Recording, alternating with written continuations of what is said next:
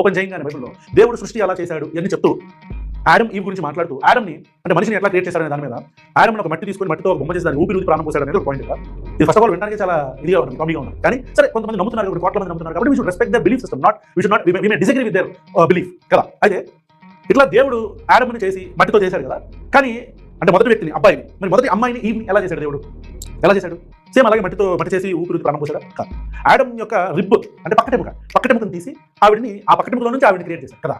నాకు అర్థం కాని ఎప్పటి నుంచో నాకు అంటే ఈ బైబిల్ అనే పదం రాగానే నాకు గుర్తొచ్చేది ఏంటంటే ఫస్ట్ నువ్వు దేవుడు కదా నువ్వు ఆడమ్ని చక్కగా పద్ధతిగా మంచిగా బొమ్మలా చేసి ఊపిరిగా నాకు చెప్పారు. కరెక్ట్, వెరీ గుడ్, వండర్ఫుల్, బాగుంది. మరి అమ్మాయిని అలా ఎందుకు చేయరా? అమ్మాయినేమో అబ్బాయిలో నుంచి నువ్వు రిప్ తీసుకెళ్ళడం ఏంటి? దీని వెనకమాల ఏంటి? దీన్నే పేట్రియార్కీ అంటారు, దీన్నే పితృస్వామి భావజాలం అంటారు. పితృస్వామి ఛానల్ వారు అడిగినటువంటి బైబిల్లో ఉన్నటువంటి స్త్రీ పట్ల వివక్ష గురించినటువంటి ప్రశ్న అడిగారు. దాని గురించి ఒక చిన్న వీడియో.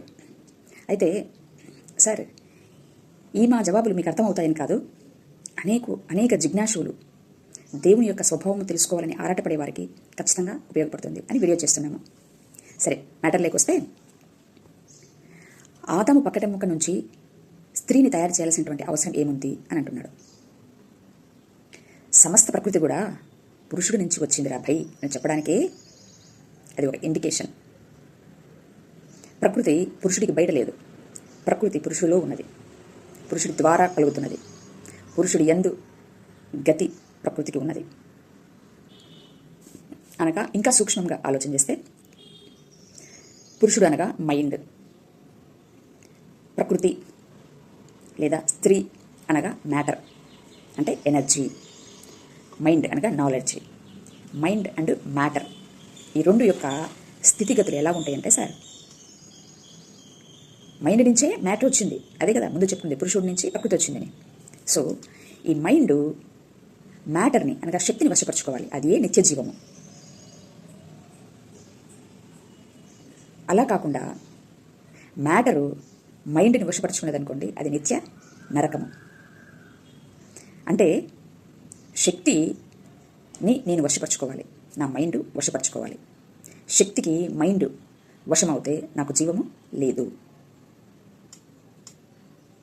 కాబట్టి శక్తిని స్త్రీ స్వరూపంగా చూపించాలి తప్పితే వివక్ష లేదు అక్కడ. దానికి ఇంకా బెస్ట్ ఎగ్జాంపుల్,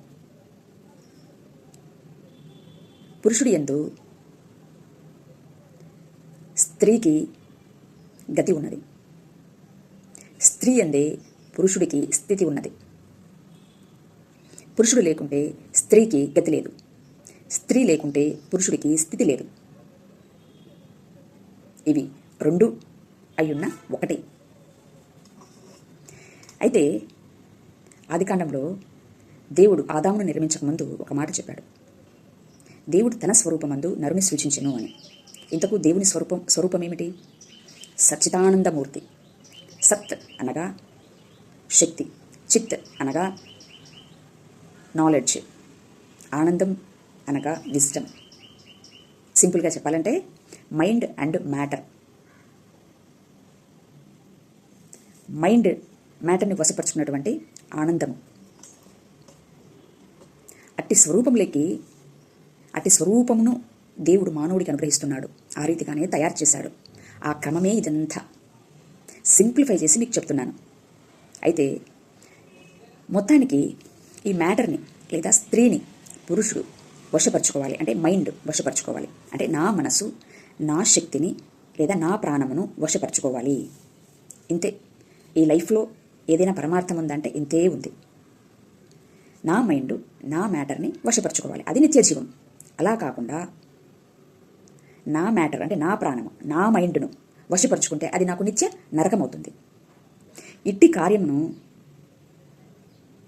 మానవుడికి చూపించడానికి మార్గమైనటువంటి వాడే, అనగా మ్యాటర్ని వశపరుచుకున్నటువంటి వాడే, శక్తిని వశపరుచుకున్నటువంటి ఆచార్యుడే క్రీస్తు.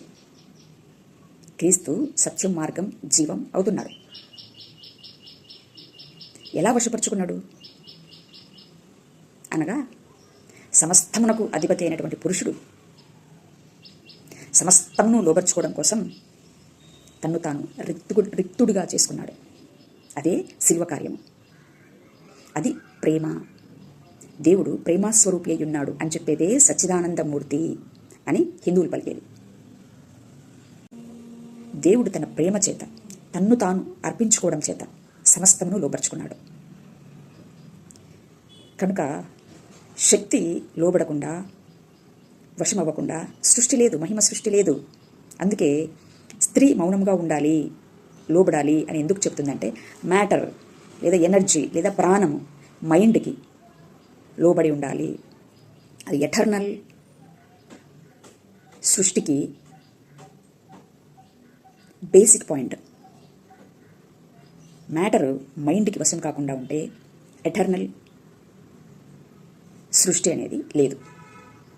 కాబట్టి క్షుణ్ణంగా మనసు పెట్టి ప్రార్థన ద్వారా దేవుణ్ణి అడిగి అనేక విషయాలను తెలుసుకోగలరని విజ్ఞప్తి. Thank you. నమస్తే.